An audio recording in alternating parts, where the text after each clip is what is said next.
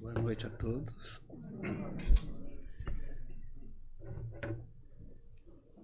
Na verdade, a Lívia já fez aqui a nossa palestra. A gente só vai aprofundar um pouquinho mais, porque que abertura gostosa, né? Que a paz de Jesus esteja com todos nós e que nessa noite a gente faça exatamente isso, um encontro com Jesus. E é interessante que para mim é muito especial, porque eu estou completando 5 anos de idade. Acho que quase todos vocês conhecem a minha história, então para mim todos os dias eu procuro fazer esse encontro com Jesus para agradecer, porque todo mundo conhece a minha história, mais ou menos, né? Eu tive 9 de dezembro de 2016, tive uma parada cardíaca, fiquei quase 15 minutos sem respiração, aí eu cheguei no hospital praticamente morto, aí fiquei em coma uns 3 dias, aí eu tive uma feliz experiência e fui atendido nos 2 planos, físico e espiritual, e voltei depois. Tudo bem, estamos aqui, 100%, sem sequelas, graças a Deus. Quando a situação poderia ter sido muito diferente. Então, para mim, todos os dias é dia de agradecimento. Mas é difícil, às vezes, a gente fazer esse encontro com Jesus. Porque e uma das coisas que me trouxe, assim, aquele prazer de conhecer a doutrina espírita, de conhecer o que é o espiritismo, por que esses espíritas parece que estão sempre assim, tão ok com a vida, né? Eu tinha contato com o espiritismo desde criança, porque em cidade interior nós sempre temos um centro espírita, sempre temos, né? Mas sempre com muita simplicidade, aquela, né? E a gente que é de criação católica, tem aqueles tabus todos. E aí, já aqui nos Estados Unidos, que eu estou a fazer 33 ou 34 anos que estou aqui, então eu cheguei aqui bem jovem, né? E aqui que eu realmente tive um contato maior, eu achei que eu conhecia, eu tinha um relacionamento com Deus, com Jesus, e quando eu conheci o Espiritismo, eu entendi que eu, na verdade, não tinha, não. Aquele relacionamento com Jesus é mais... Eu me lembro quando a gente fez o catecismo, a gente tinha tanta pureza naquele tempo, né? Criancinha, a gente até pegava na mão, sabe? Menino, e as professoras eram tão dedicadas, né? Então você tinha aquele sentimento de pureza. Então, quando falava de Jesus é o nosso pastor, ele nos cuida. Eu conseguia sentir Jesus. Mas depois a vida vai passando e tantas coisas vão acontecendo e a gente não necessariamente se espiritualiza no dia a dia. A gente vai se deixando levar. E aí quando eu tive a coragem de abrir o Livro dos Espíritos, um grande amigo me deu o Livro dos Espíritos e o Evangelho segundo o Espiritismo, e fui no centro espírita algumas vezes e tal, mas nunca tive... Eu tive o interesse, mas eu não tive a coragem de abrir, porque a gente tem preconceito, né? Eu tinha esse preconceito. Não precisa. É muito místico. Na minha cabeça, o espiritismo era muito místico. E, na verdade, a ignorância que nos paralisa. Mas quando eu comecei a abrir o Livro dos Espíritos e ler, nossa, eu falei assim, nossa, é tão interessante, né? Tão esclarecedor. Mas depois eu parei, guardei aquilo, negócio. Eu falei assim, não, esse negócio é místico. E aí a vida vai, acontece. Aí eu estava indo para a minha 3ª cirurgia de coluna. Imagina só.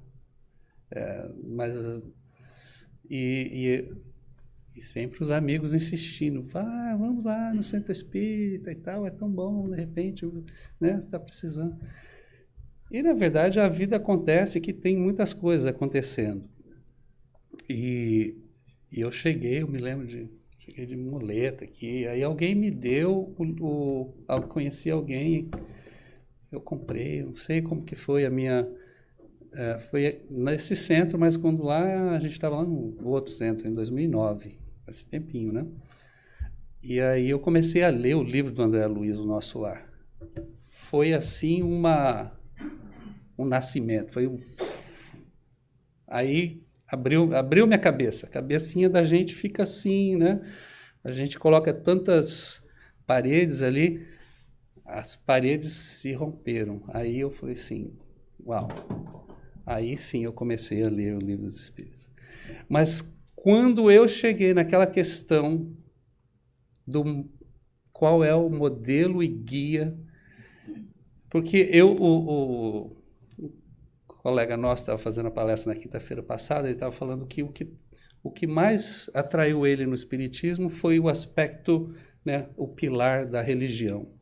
Para mim foi mais uma pessoa, eu fui assim, gosto muito de filosofia, eu gostei da parte filosófica, da científica, né, fatos, coisas assim mais tangíveis.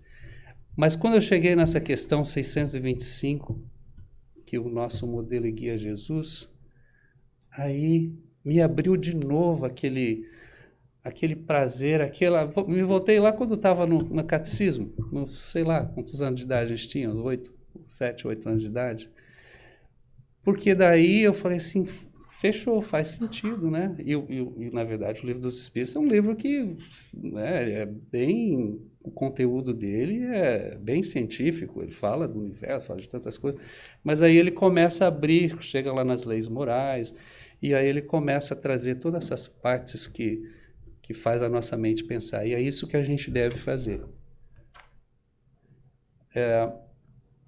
A Lívia nos recomendou esse livro do Dr. Alívio, que é excelente para falar de Jesus, esse livro Jesus, Modelo e Guia da Família. Então, eu vou falar alguma coisinha que está no capítulo 1 desse livro, e os nossos outros colegas, nas próximas, eles também vão usar esse material. Mas a gente usa bastante aqui o Livro dos Espíritos e o Evangelho segundo o Espiritismo. E a gente vai se deter aqui nessa nossa conversa, nessa nossa prosa, né? Mais alguém aqui é da roça, além de mim? Lá na roça a gente fala, em vez de conversa, vai ter uma prosa, né? E ninguém é da roça aqui, é possível. Ah, obrigado. Ah, o pessoal da roça, obrigado. Obrigado. É bom, é uma outra... Inclusive, eu gostaria de estar sentado numa cadeira aqui, então me imagine aqui mais solto. Porque para falar de Jesus, a gente precisa ter um pouco de leveza, né? A gente tem que trazer essa honestidade eu não diria da humildade, mas trazer o nosso espírito. Porque a gente fala assim, como assim o nosso espírito? É que nós somos um espírito encarnado. Só que nós somos muito mais encarnado do que espírito. E de um prisma assim mais psicoterapêutico, como o espírito é a parte mais importante, é a nossa inteligência, só que ele fica lá naquele software, né? Rodando lá, e ele vai dando os comandos, mas quem está vivenciando o dia a dia, as ações, a maneira que o espírito está se manifestando é pelo hardware, pela essa máquina aqui, né? E aí ela já tem umas inteligênciazinhas meio primitivas que para a gente ter. Então, mas o espírito ele fica lá quietinho, ele vem conforme ele é chamado, conforme a gente dá os comandos, ele vem, igual um computador. Um pouquinho essa analogia.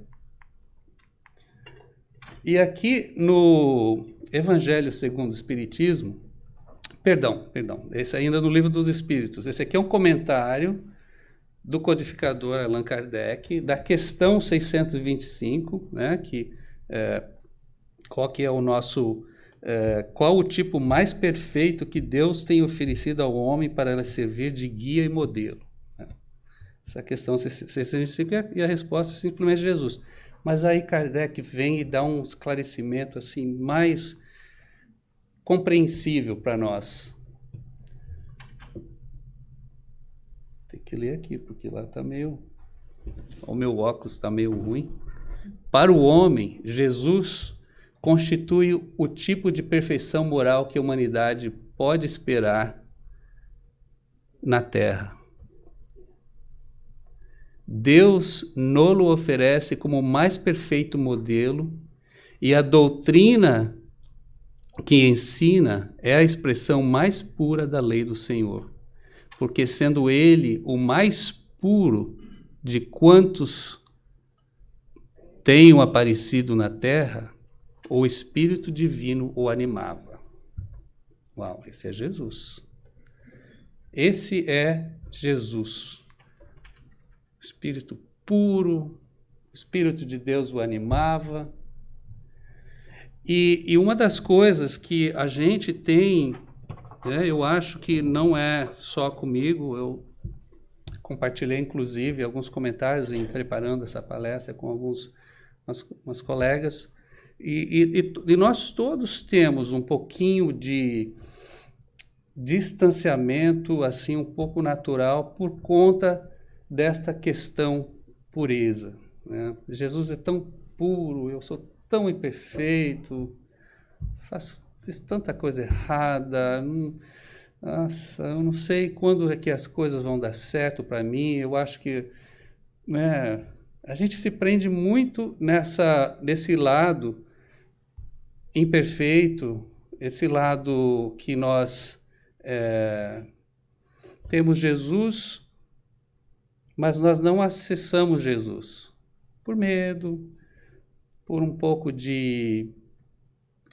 desse sentimento de que nós não temos valores suficientes para acessá-lo, ou compreendê-lo, ou senti-lo. E isso, às vezes, não vem já até de outras encarnações, né? Vem da maneira que nós somos criados, né? Da maneira que fui criado. Muitos de nós aqui somos fomos de outras religiões, e para mim, eu fui até coroinha na igreja, a gente lia a Bíblia com raros, né, algumas vezes no ano, mas era assim, era um relacionamento assim um pouco formalista, e a gente não falava de Jesus com muita intimidade. Muito embora minha mãe é ainda bastante religiosa, tem bastante fé, mas a gente não falava do Evangelho, não falava das parábolas, não tentava entender. Então, a gente tinha muito respeito, né? Então, essa criação nossa de respeito, de zelo, de educação, de ser bom menino, boa menina e fazer as coisas todas certas, de uma certa forma, nos distanciou da intimidade que a gente deve ter e a gente merece ter desde que a gente é pequenininho, desde quando a gente está na barriguinha da mamãe lá. Então, por conta disso, Jesus acabou, a gente acaba fazendo dele uma pessoa que não está necessariamente no nosso nível. Quando tudo que Jesus veio aqui fazer e faz, tudo que a missão dele toda era totalmente ao contrário. Totalmente ao contrário. Principalmente nós que somos doentes da alma. Principalmente nós que carregamos vidas e vidas de falhas, de crimes, de violência, de falta de perdão, de falta de muita coisa. E a gente está aqui todos os dias para a gente se melhorar. Mas foi para nós que Jesus veio. A missão dele é trazer o Pai mais próximos de nós, para que o que a Lívia colocou na abertura aqui é totalmente a Joana de Ângelos, né? A Joana de Ângelos nos traz toda a nossa ansiedade, todo o nosso medo, toda a nossa timidez, todos esses compromissos que a gente tem e essa falta de esforço, essa falta de vontade de enfrentar e seguir adiante é porque falta confiança no Pai. A falta de confiança no Pai é porque a gente, igual o filho pródigo, a gente se distanciou. E Jesus vem para nos trazer. Se nós somos da mesma família, somos iguaizinhos. Só que ele é o nosso irmão mais velho. Ele é o nosso irmão mais velho. E nós somos como essa criança aí. Somos iguais. E ele mesmo nos disse: vós sois deuses. Vós sois deuses. E esse é o Jesus, esse é o encontro que ele veio nos oferecer e oferece todos os dias. Tudo o que eu faço, podereis fazer e muito mais, se o quiserdes. Está lá em João. E por que a gente ainda tem esse preconceito, a gente não consegue ver Jesus assim?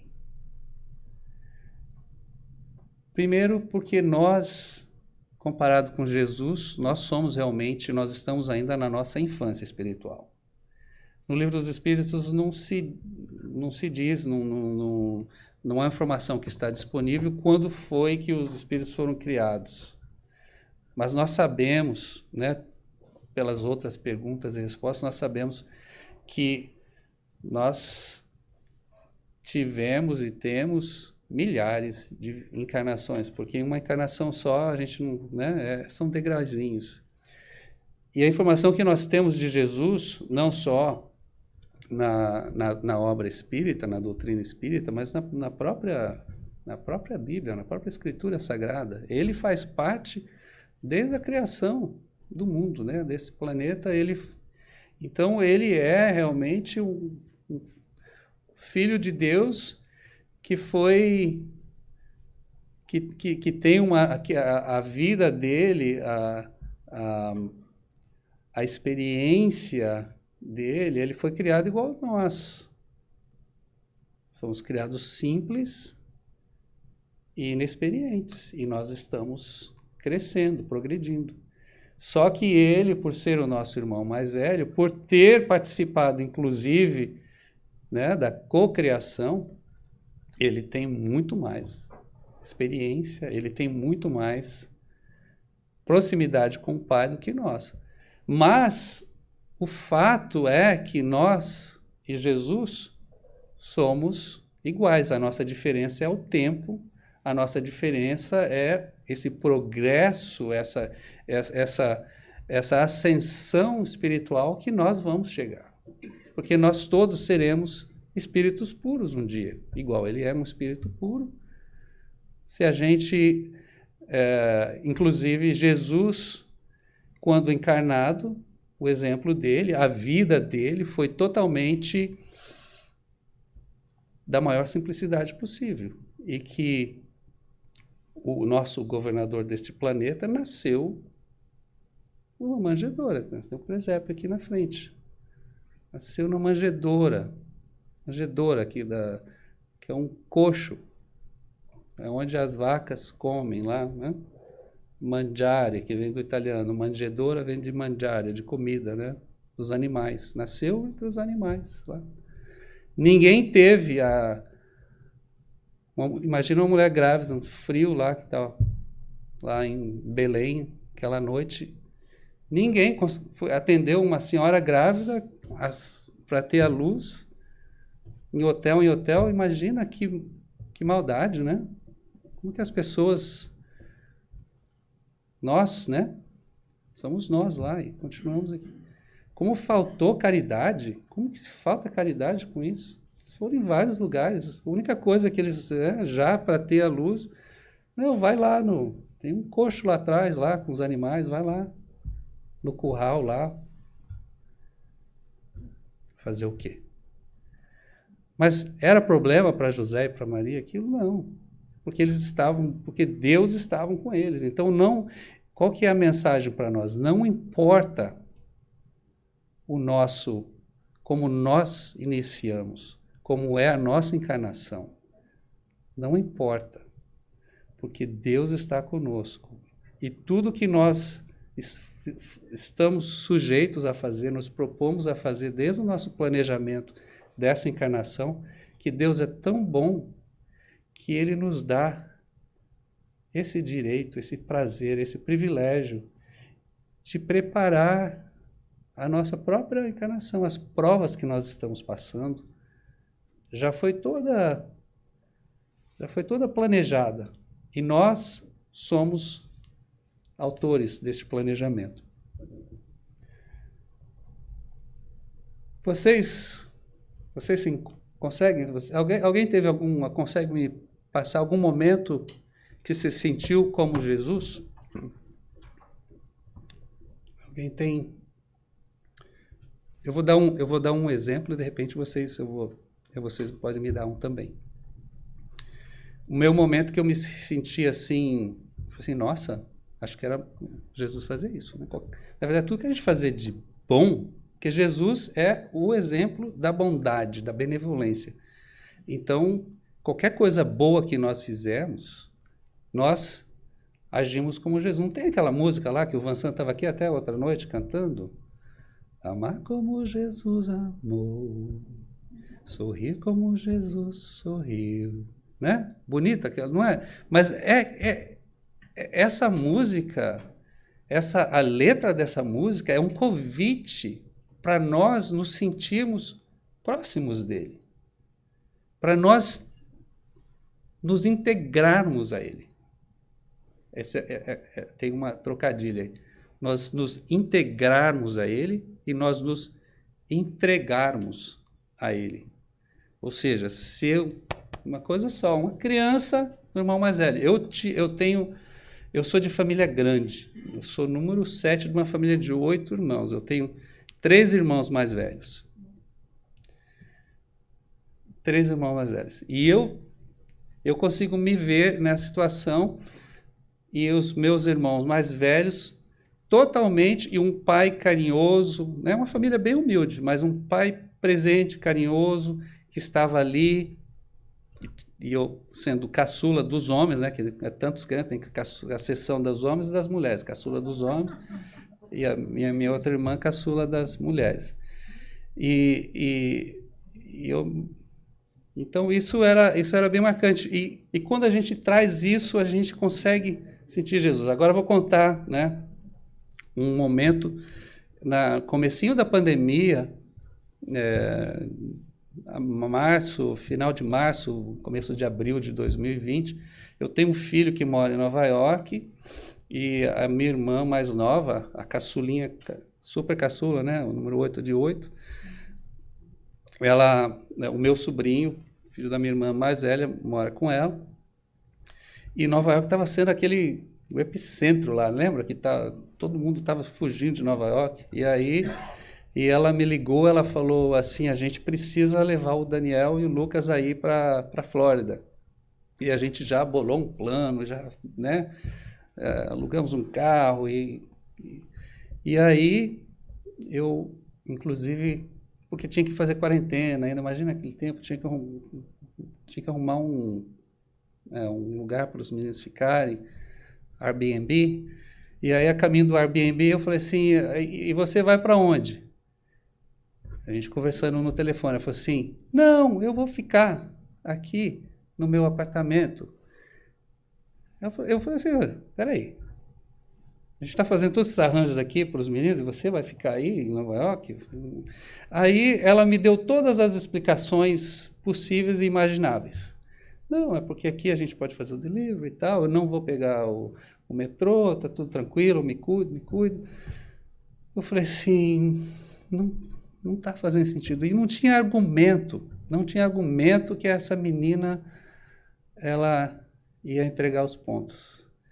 E aí me veio um sentimento assim, eu parei o carro, estava falando com ela no Viva Voz do telefone, por falar nisso, a Lívia esqueceu de pedir, se vocês estão com o telefone coloca no Vibracall, por favor. Eu tenho a mania de deixar exatamente quando você não precisa que ele toca, né? Então, e aí eu estacionei o carro e o meu pai havia já desencarnado. Meu pai, na verdade, olha só a minha história. O meu pai desencarnou no dia 15 de novembro de 2016 e eu tive a minha parada cardíaca no dia 9 de dezembro, 3 semanas depois. Eu fui para o Brasil e eu tenho um relacionamento assim bem próximo com meu pai. Ele sempre foi assim muito espirituoso e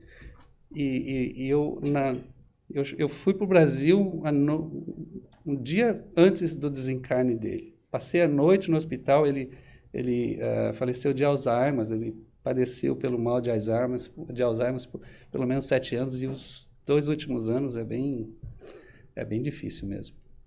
Então está lá no hospital colocando algodãozinho com água na boca dele e tal, e já estava desenganado, os médicos já tinham falado, tem que vir porque... E realmente ele desencarnou às 3 da tarde do dia 15, mas quando era lá pelas 5 da manhã, olha só como Deus é bom para a gente, né? E a doutrina espírita ajuda também, porque a gente vai abrindo a nossa cabecinha, né? E o espírito que está lá guardadinho, escondidinho, que a gente esconde, ele sai mais, as luzes saem mais. E eu me lembro vendo o meu pai, o espírito do meu pai, sendo, né, se desligando, e inclusive eu até estava dormindo lá no sofá, na cama, eu e ele lá, e eu acordei assim, e eu olhei para ele, sabe que você acorda assim, não sabe se está sonhando, se está acordado? Aí eu falei, onde você vai, pai? Ele falou assim, meu filho, vou despedido da turma. Estava bonitão, arrumadão, e aí foi, né? Tipo assim, ainda, o que você está pedindo, né? Pedindo explicação. Aí eu falei assim, então vai, pai.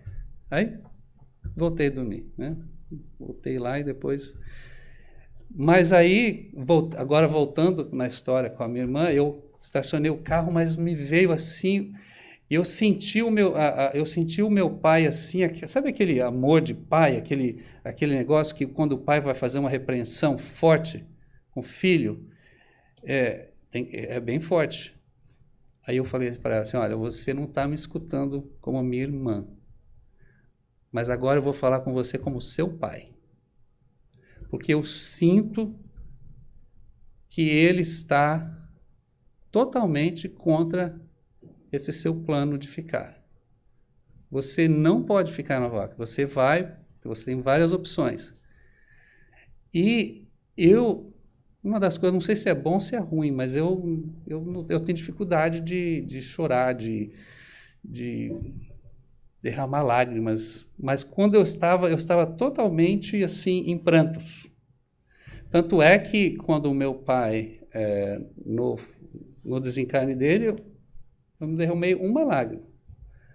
Porque a gente está lá, na verdade, você está lá mais ou menos de avatar, né? Porque você tem que cuidar de tudo, você tem que ser meio ninja, você fica 2 noites acordado, faz todos os arranjos, se cuida de todo mundo e tal. Mas a gente estava bem, eu não derramei uma lágrima, não é porque eu não tinha nenhum sentimento por ele, é porque a gente estava bem. Eu acho que aquela participação ali no desenlace dele, do espírito dele, eu tendo aquela oportunidade aquela para mim foi a nossa despedida e foi bem, eu sabia que ele estava bem, então... E quando eu estou conversando com a minha irmã, eu estou totalmente, assim, né, transfigurado de emoção. E aí ela falou assim, nossa, Vádia, ela me chama de Vádia, nossa, Vádia, parece que é o pai mesmo falando, Eu falei assim, melhor você seguir esse conselho. Aí deu tudo certo. Para mim, esse foi meu momento Jesus. Por quê? Era isso que ele fazia, né?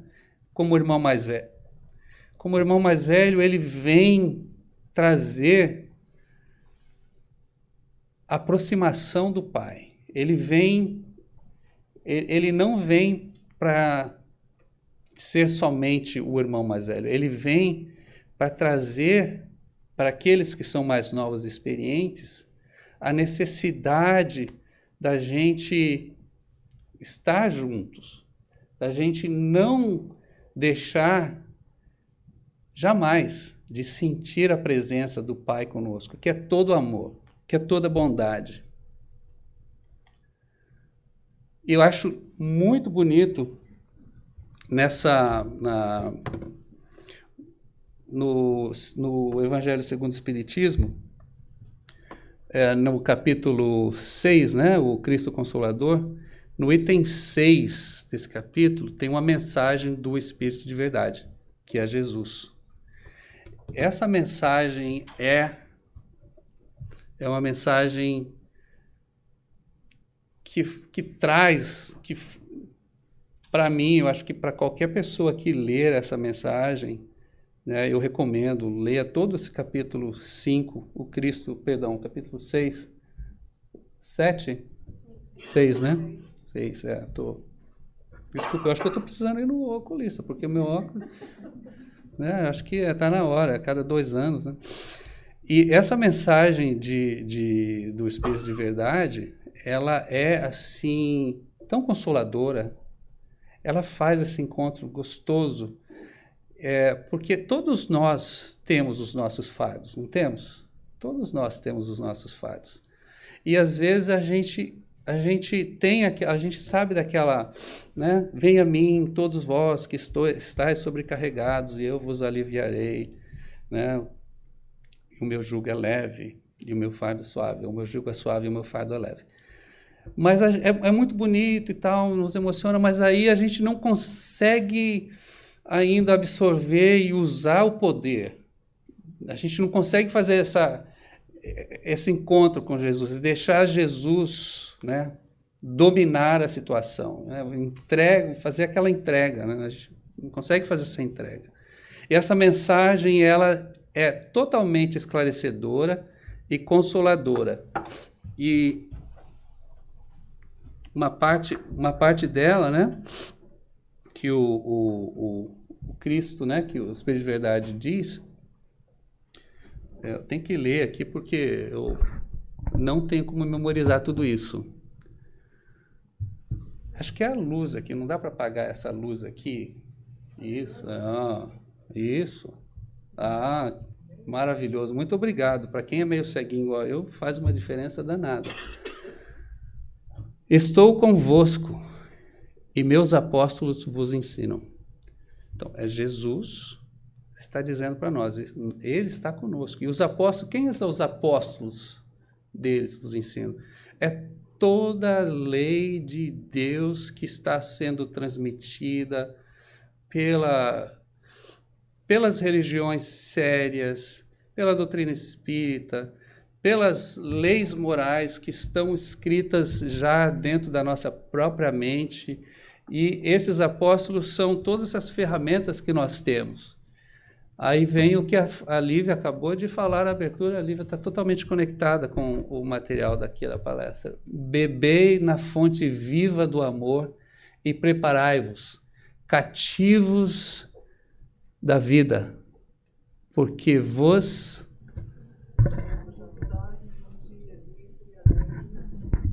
para vos lançardes um dia livres e alegres no seio daquele que vos criou fracos, para vos tornar-vos perfeitos.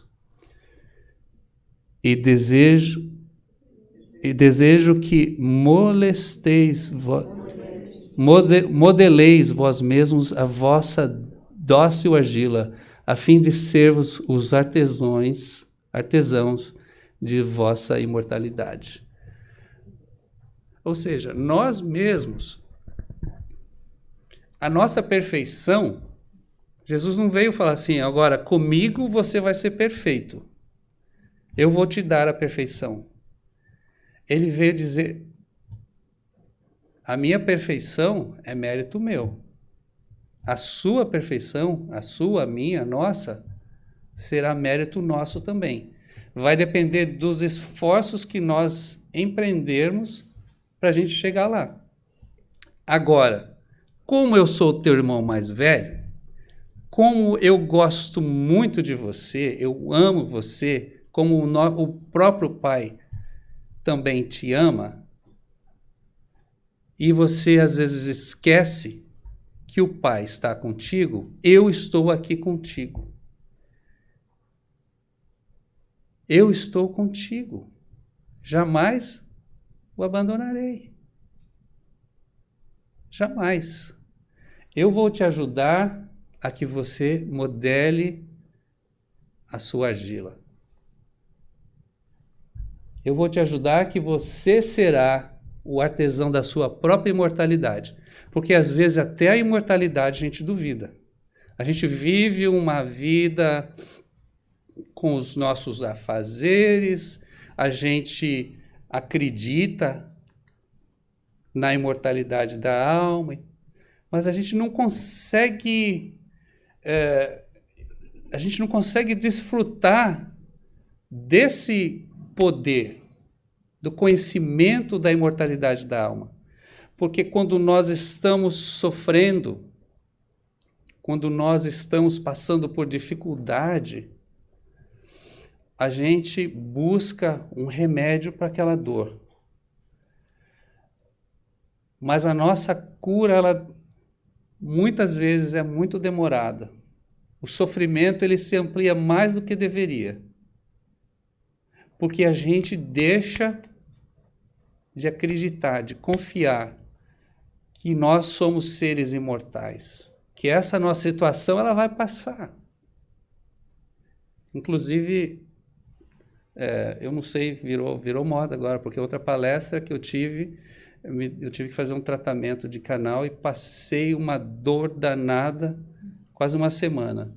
E preparando aqui essa palestra, imagina o que aconteceu comigo. Um dos meus dentes molares estava trincado e tive que... E deu... trincado, não tem problema, está trincado, mas deu uma infecção, sabe aquelas infecção brava que dói lá no começo da cabeça, na ponta do pé? Eu tomava aqueles ibuprofina, tomava os remédios todos, aquela dor não passava, não conseguia dormir deitado na cama, tinha que ficar sentado numa poltrona, 2 dias assim, e xingando o dentista, né? Esse dentista não... Mas essa dor... E eu não tinha remédio contra a dor, era só anti-inflamatório e era só um anti-inflamatório mesmo que eu estava tomando. Mas aquilo doía tanto que as coisas, quanto mais me vinha a dor, mais insignificante era tudo. Como é estranho isso, né? E aí, quando eu começava a me tirar da situação de vítima, né? Porque quando dói, você começa o mundo todo está errado. Você é o santo, né? Por que isso está acontecendo? Por que tanta dor? Nossa! Tira logo, eu queria tirar o dente, eu mesmo. Se eu tivesse alguma droga pesada para passar a dor, acho que eu teria tomado, porque a gente entra num ciclo. Olha só, como nós temos uma brutalidade dentro da gente, nós somos ainda um ser bem primitivo. A nossa incapacidade de lidar com a dor de forma serena nos faz sofrer mais. O que foi?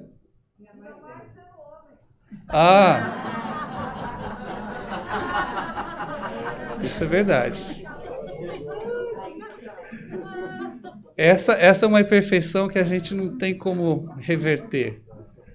Mas é verdade. Mas o que acontece? Depois que passa esse primeiro ciclo, o segundo ciclo, você fala assim, peraí, eu estou sofrendo tanto, porque eu não aplico um pouquinho do que eu sei, né? Aí eu comecei, eu estava vivendo assim no centro da dor, aí eu abri o chakra do meu coração, comecei a pensar nos outros. E os outros? E a dor dos outros? Será que tem gente que está sofrendo mais que eu e está lá numa boa, quietinho e se virando? Essa aqui é uma dor de dente. E tanta gente que isso aqui vai se resolver, ou vai tirar o dente, ou vai tomar um remédio, alguma coisa, isso vai passar. Mas e as pessoas que não têm muito controle do destino daquela dor e que fica? E aquela mulher lá que tinha um sangramento por 12 anos, e ela precisou, e ela tinha tanta fé, e quando ela teve um encontro com Cristo, ela se curou. Mas a estrada dela e a minha eram diferentes, mas nós todos temos uma estrada. Na verdade, quando eu entrei aí a dor, eu não diria que acabou totalmente, mas ela estabilizou. Eu parei de sofrer. Ela estava lá porque é uma coisa física, né? Estava lá latejando o negócio. Mas é físico. Mas a gente começa a ampliar aquele negócio porque a gente entra no desespero do coitado, né? Do porquê eu. E quando a gente pensa nos outros, aí é o momento Jesus, porque Jesus ele viveu por todos, né? Ele não estava preocupado se ele ia dormir no chão uma noite, ia dormir na casa de uma pessoa importante na outra, ou não ter o que comer. Jesus vivia totalmente pelos outros. E quando eu fiz esse exercício, e já havia acontecido, e os nossos sentimentos, ele tem uma memória também, automaticamente. Aí eu consegui dormir, me equilibrei, mas é o momento do nosso desequilíbrio, e como a gente resgatar o nosso equilíbrio.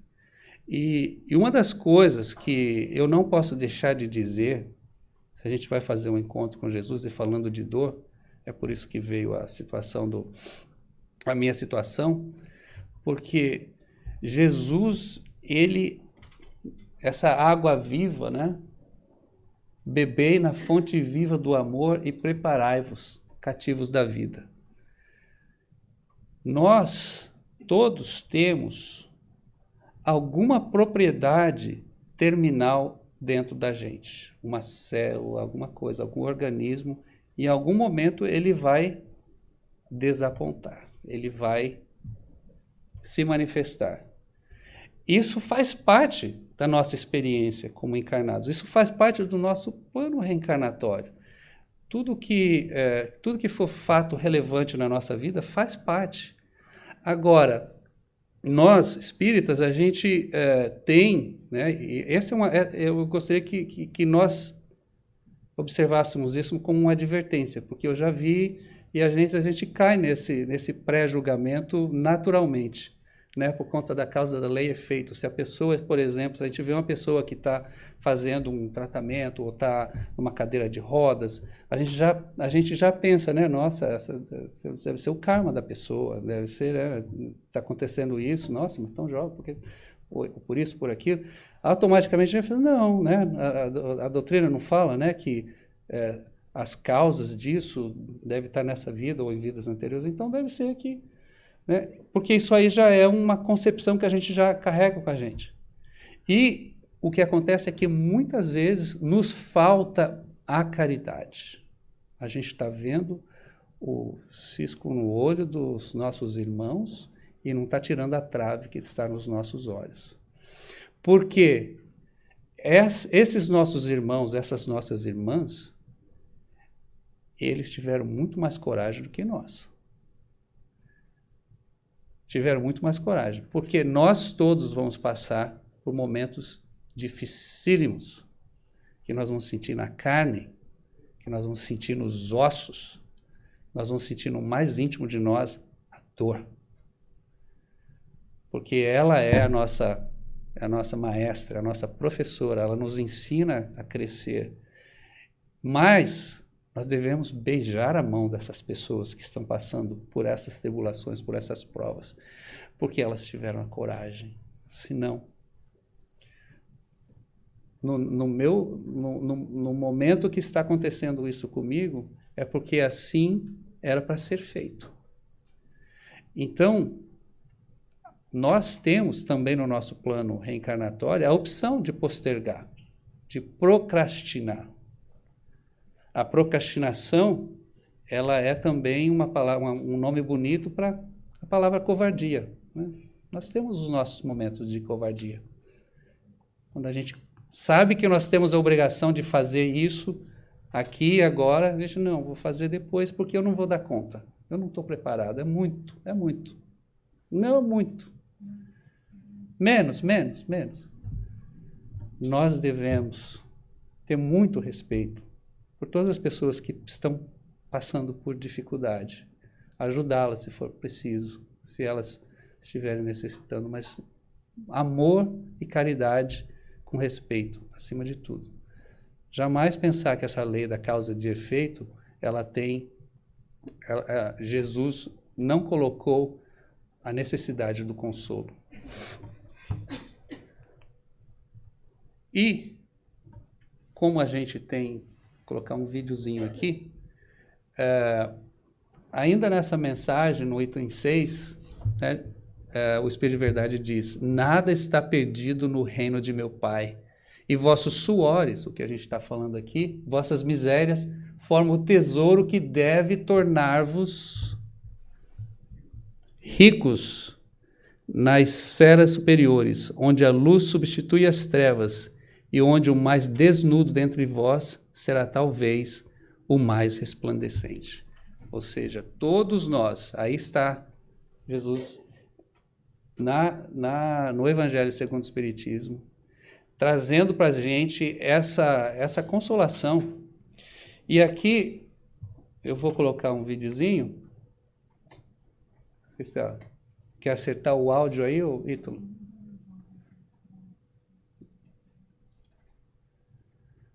Aqui é a cura do cego, tá? Acho que eu vou voltar. Tem que acertar aqui o áudio aqui, Ítalo, no computador. Vamos lá. Aqui. Aqui estava. Já arrumei. Beleza? Um dia a gente aprende, né? A gente se bate tanto. Ok. Agora tem que apertar aqui. Se vocês repararam bem, o mestre sempre disse que devemos servir uns aos outros, que devemos amar as pessoas, prestar atenção em todas as coisas que estão acontecendo ao nosso redor.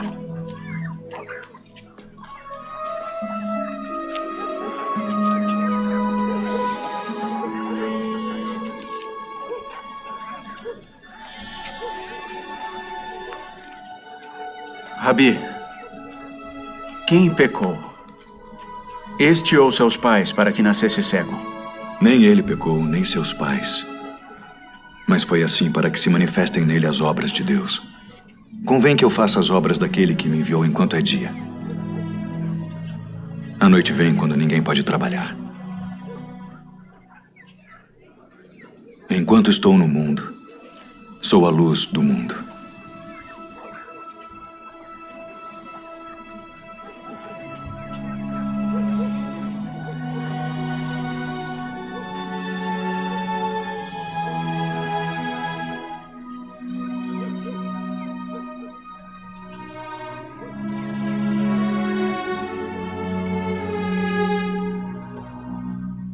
Vai, lava-te no tanque de Siloé.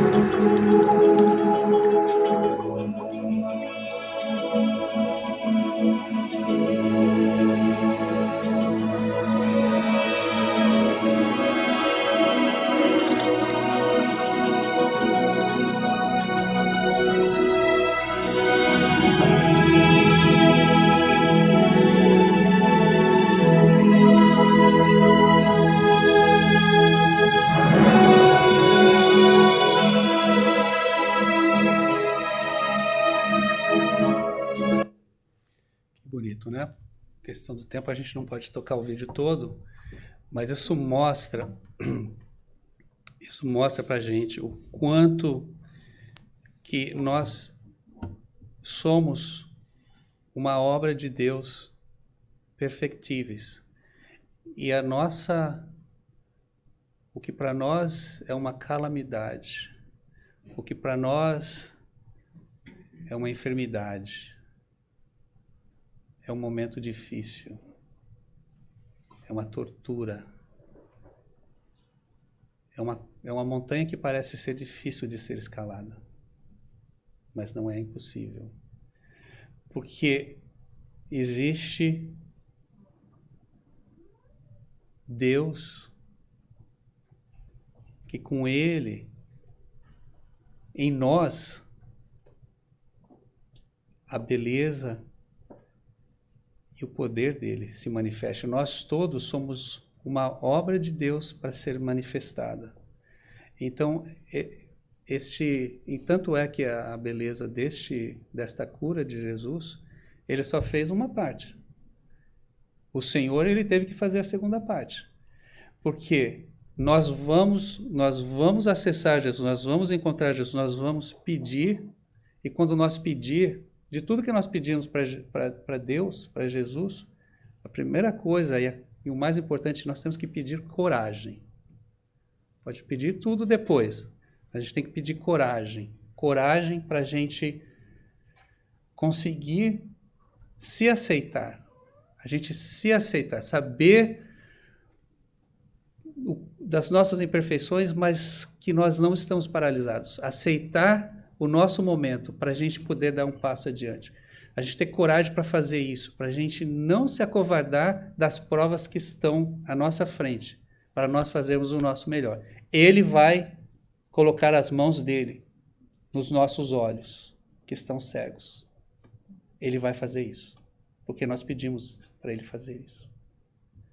Mas ele vai pedir, agora você vai, perdão. Agora você vai.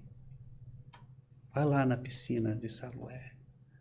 Vai lá fazer o que você precisa fazer. E se lave. Se renove. E a gente vai fazer isso. E com isso a gente deixa aqui esse encontro com Jesus. Que cada um de nós tenha um encontro íntimo, gostoso, de perdão.